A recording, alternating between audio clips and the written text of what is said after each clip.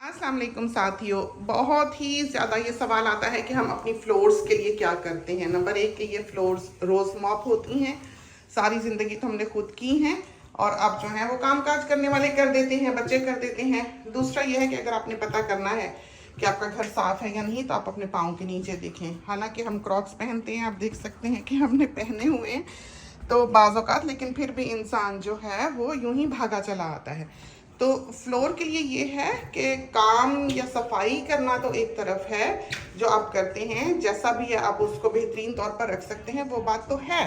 लेकिन सबसे बड़ी चीज़ ये है कि फ्लोर की क्वालिटी अच्छी होनी चाहिए। ये हार्डवुड फ्लोरिंग है जो लगी हुई है। जिनका ये घर था वो 100 मिल वाले थे, तो ऑब्वियसली उन्होंने best of the best timber जो है वो इस घर में लगाई होगी। ये फ्लोर की जो पॉलिशिंग है ये काफ़ी पुरानी है, ये अभी नई नहीं की हमने। ये कोई हम 12-15 साल तो इसको हो गए होंगे और अब इसकी क्वालिटी ऑब्वियसली वो नहीं रही है जो कि पहले हुआ करती थी, क्योंकि दिन रात जो है ये इस्तेमाल होती है, यूज़ होती है, लेकिन फिर भी ये चमकती रहती है।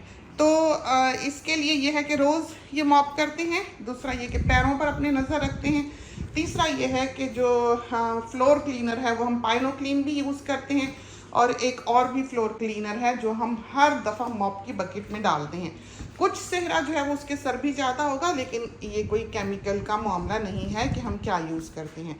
क्वालिटी अच्छी है, पॉलिशिंग अच्छी है। इसके ऊपर वो जो ग्लास पॉलिश होती है वो कराई गई है जो कि ऑयल बेस्ड होती है, और आप उसको ऑब्वियसली चलते फिरते नहीं कर सकते। 5-6 दिन जो है वो आप इस ज़मीन पे पाँव नहीं रख सकते जबकि ये पॉलिश की जाए। तो उसके लिए आपको सारे टिम्बर को सैंड करना ज़रूरी होता है कि टिम्बर की एक लेयर जो है वो उतार दी जाती है और नए सिरे से ये जो पॉलिश है वो की जाती है। और लाइफ टाइम में वो 3-4 दफ़ा ही हो सकती है, जैसे घर बनाने के बाद या उसके बाद के वक्तों में।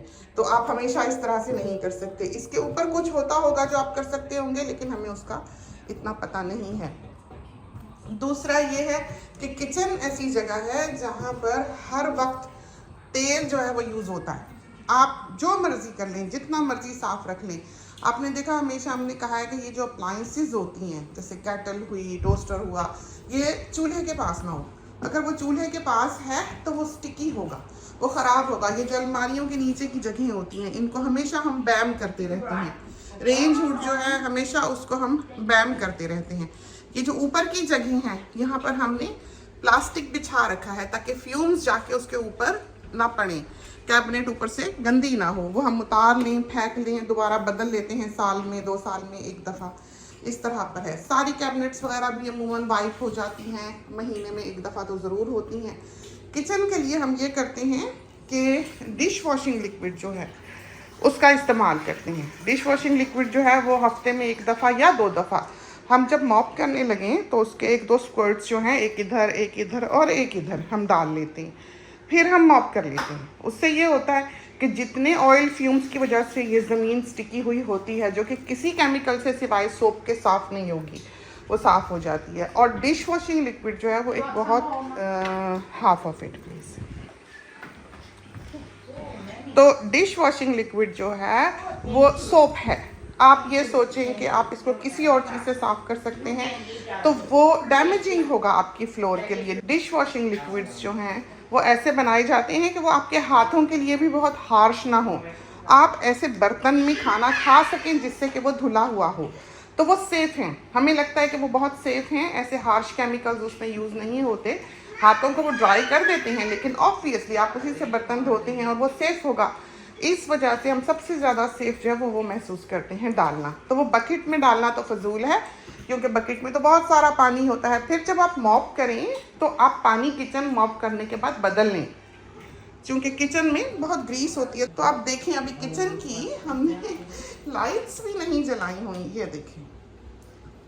तो साफ़ सुथरा चमकता हुआ बावर्ची खाने का फ़र्श है जो कि सुबह सुबह है। और ये भी नहीं है कि हमने अभी काम काज शुरू नहीं किया। ये देखें, हमने खाना जो है, हांडी जो है चढ़ा दी हुई है। अभी सुबह के शायद 10 बजे हैं, और हमारा हमेशा से ही काम ये रहा कि जब हम पकाते हैं तो हम सुबह सुबह सारा काम ख़त्म कर लेते हैं। तो हम सुबह अपनी बेटी को भी बता रहे थे कि हम उठते थे और हम बस भागना शुरू करते थे, और 10:30 बजे तक हमारा वीकेंड पर या ऐसे दिन में जब बच्चों की छुट्टियां हो, काम खत्म हुआ होता था 10:30 बजे तक। तो सुबह का रूटीन करके बेडशीट बना के जल्दी जल्दी बच्चों को नाश्ता करा के फिर हम बाज़ औक़ात गार्डनिंग किया करते थे सूरज चढ़ने तक। 10:30 बजे तक हमें याद है हम और बच्चे गार्डनिंग करते थे। हमारा बाग बहुत प्यारा होता था, फूल फुलवारी, सब्जियां, प्रॉपर घास कटी हुई, गुडाई हुई, फर्टिलाइज़र डाला हुआ, कभी एक पत्ती भी फूल की कीड़े ने नहीं खाई थी, डिजीज़ का शिकार नहीं हुई थी, क्योंकि टाइम दे सकते थे। अब तो जान भी उतनी नहीं रही, जाहिर है जैसे कि जवानी में हुआ करती है। अब तो हम नानी दादी हैं, तो थोड़ा सा नानी दादी बन के भी रहना चाहिए। तो इस तरह पर है, इतना हम कर नहीं पाते हैं, लेकिन इस वक्त तक हमारा बाग जो है वो बहुत हद तक चल रहा है। ये नहीं है कि हमारे बाग में सब्जियां नहीं लगी हुई या हमारे बाग में फूल फुलवारी नहीं है। तो माशाल्लाह माशाल्लाह, ये देखें सामने हमारा गार्डन है जो बहुत अच्छी तरह से मेंटेन्ड है। इस वक्त भी जिस हद तक हो सके हम करते हैं, और बाकी का जो है वो माली संभाल लेते हैं या किसी काम वाले को कह देते हैं, वो कर जाता है।